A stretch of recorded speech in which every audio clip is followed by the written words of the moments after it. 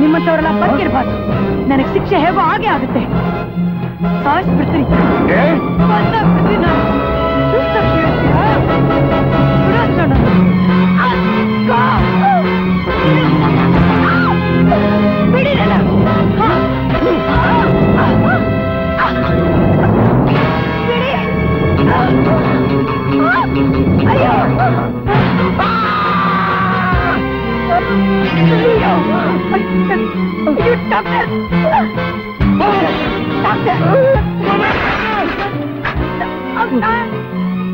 ಗೊತ್ತಿಲ್ಲ, ಗೊತ್ತಿಲ್ಲ.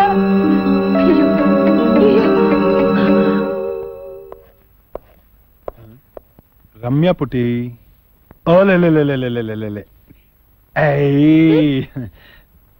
ನನ್ ಚಿನ್ನ, ನನ್ನ ಬಂಗಾರಿ, ನನ್ನಮ್ಮ ಆ ತರ ಹಠ ಮಾಡ್ಕೊಡ್ದಮ್ಮ. ಇವಳು ಬೇರೆ ಮನೇಲಿಲ್ಲ, ನಾ ಬೇರೆ ನೈಟ್ ಡ್ಯೂಟಿಗೆ ಹೋಗ್ಬೇಕು. ಏನ್ ಬೇಕಮ್ಮ, ಏನ್ ಬೇಕು? ನನಗ್ ಗೊತ್ತಾಯ್ತು ನಿನಗೇನ್ ಬೇಕು ಅಂತ. ತರಲ್ಲ ಆಪಲ್. ತಗೊಳ್ಳಿ ಮಹಾರಾಣಿಯವರೇ ಆಪಲ್. ಅಮ್ಮ ಬೇಕು. ಅಮ್ಮನ?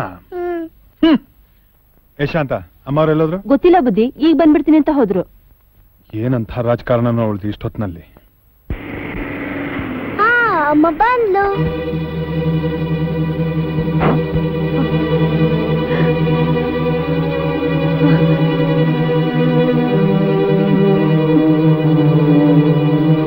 ಅಮ್ಮ ನನಗೆ ಹೇಳ್ದೆ ಎಲ್ಲೆಲ್ಲ ಹೋಗ್ತೀಯಾ, ನಾನು ನಿನ್ ಜೊತೆ ಟೂ ಬಿಡ್ತೀನಿ. ಸದ್ಯ ಬಂದಿಯಲ್ಲ, ಎಲ್ಲೋಗಿದ್ದೆ? ಯಾಕಿಷ್ಟು ಗಾಬರಿ ಆಗಿದ್ಯಾ? ಏನು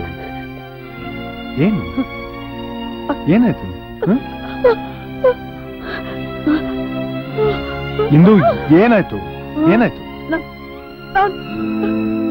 ಅಮ್ಮ ಅಳ್ಬೇಡಮ್ಮ, ಅಳ್ಬೇಡಮ್ಮ, ಅಮ್ಮ ಅಳ್ಬೇಡಮ್ಮ. ನೋಡ್ದ್ಯಾ, ನೀನ್ ಅಳೋದನ್ನ ನೋಡಿ ರಮ್ಯಾನು ಅಳಕ್ ಶುರು ಮಾಡಿದ್ಲು. ಏನಾಗಿದೆ ಅಂತ ಹೇಳಿದ್ರೆ ತಾನೆ ನನಗೂ ವಿಷಯ ಗೊತ್ತಾಗೋದು. ಇಲ್ಲ ಇಲ್ಲ, ಅದ್ರಲ್ಲಿ ನನ್ ತಪ್ಪೇನಿಲ್ಲ. ಏನಾಯ್ತು ನನಗೆ ಗೊತ್ತೇ ಇಲ್ಲ ರೀ, ನನಗೆ ಗೊತ್ತಿಲ್ಲ. ಯಾವ್ದ್ರಲ್ಲಿ ನಿನ್ ತಪ್ಪಿಲ್ಲ? ಬಿಡ್ಸ್ ಹೇಳು, ಬಿಡ್ಸ್ ಹೇಳು ಇಂದು. ಅದನ್ನ ನಾನು ಹೇಳ್ತೀನಿ.